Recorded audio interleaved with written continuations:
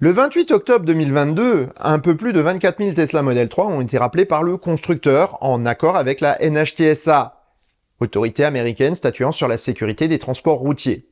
Il ne s'agit pas ici d'une simple mise à jour, mais bien d'une intervention physique pouvant nécessiter un passage en atelier.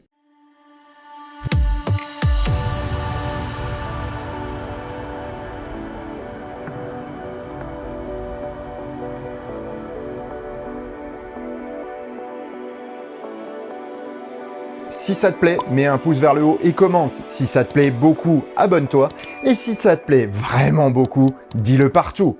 Merci. De tout temps, la fabrication de produits industriels a donné lieu à des erreurs ou des soucis qui n'ont pas été pris en compte en usine. Ceci est valable pour tout, de l'agroalimentaire basique jusqu'au produit le plus techniquement élaboré. À ce titre, l'automobile est un produit si complexe qu'il est normal de devoir faire des ajustements ou corrections, parfois même des années après la fin de commercialisation d'un véhicule. Il y a quelque temps, Tesla avait fait un rappel sur les Model S pour contrôler les crochets de sécurité des coffres avant, suite à un seul défaut constaté en usine. Dans ce cas du rappel de la Model 3, ce n'est pas un mauvais montage qui est la cause du rappel, mais des actions correctives effectuées dans les service centers. En effet, une précédente correction de défaut avait nécessité le démontage de 2 boucles de ceinture arrière fixées par une vis commune. Une anomalie dans la fixation d'une de ces réparations a décidé Tesla à demander un rappel de toutes les voitures ayant subi cette opération en vue de contrôler la bonne remise en place de ces accessoires de sécurité. L'histoire pourrait s'arrêter là, mais vous commencez à me connaître. Lorsque je le peux, ajouter une plus-value à une actu est l'un des buts que je me suis donné sur cette chaîne. Et cette affaire me donne l'occasion de vous parler des rappels. Il existe deux sortes de rappels. Les rappels de sécurité et les rappels de service. La terminologie change d'un constructeur à l'autre, mais les principes sont les mêmes.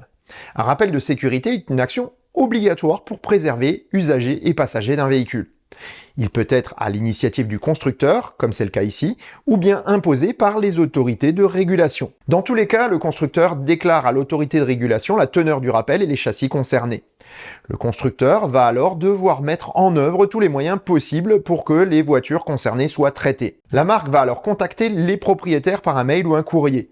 Les ateliers disposent alors d'un fichier des mails envoyés et chaque responsable d'atelier renseigne les actions réalisées lors du passage des clients.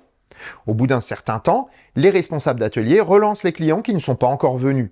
Si les clients sont injoignables ou ne se présentent pas, un rappel par courrier recommandé est envoyé. Lorsque l'ancien propriétaire déclare qu'il n'a plus le véhicule, le constructeur se rapproche alors du service des cartes grises pour retrouver le nouveau propriétaire et l'informer du rappel. Face à l'administration, les traces de tentatives de contact avec les propriétaires sont conservées afin de dégager le constructeur de toute responsabilité si le propriétaire de la voiture ne se présente pas pour effectuer le rappel. L'avance des rappels faits lors d'une opération sont remontés régulièrement par le constructeur à l'autorité de régulation. Pour information, un rappel peut aller très loin dans le temps. Le rappel le plus étonnant que j'ai vu était une intervention en 2014 sur une Mazda 121 de 1973. Oui, certains constructeurs sont extrêmement consciencieux. Les rappels de service sont par contre à l'initiative du constructeur et ne sont pas soumis à obligation. Pourtant, ces rappels sont traités avec le plus grand sérieux par certaines marques. Le constructeur va alors avoir deux choix, soit faire venir le client en le contactant, soit attendre un passage du propriétaire de la voiture en atelier à l'occasion d'une autre intervention, ou d'un problème sur un élément incriminé. Kia, par exemple, avait eu un souci de fonctionnement du toit ouvrant des Sportage 2011. Le toit fonctionnait encore, mais générait des grincements ou des défauts d'étanchéité à l'air. Le constructeur avait décidé de réaliser les modifications au moment des révisions, en tout cas dans un premier temps.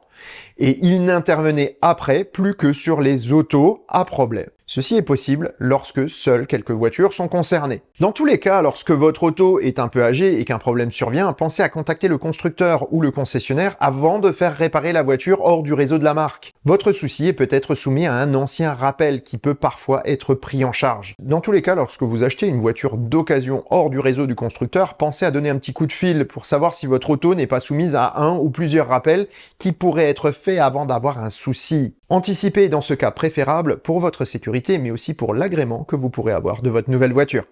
Et sur ces bonnes paroles, je vous souhaite bonne route et vous dis à bientôt pour un prochain épisode du Choucroute Garage. Portez-vous bien, ciao.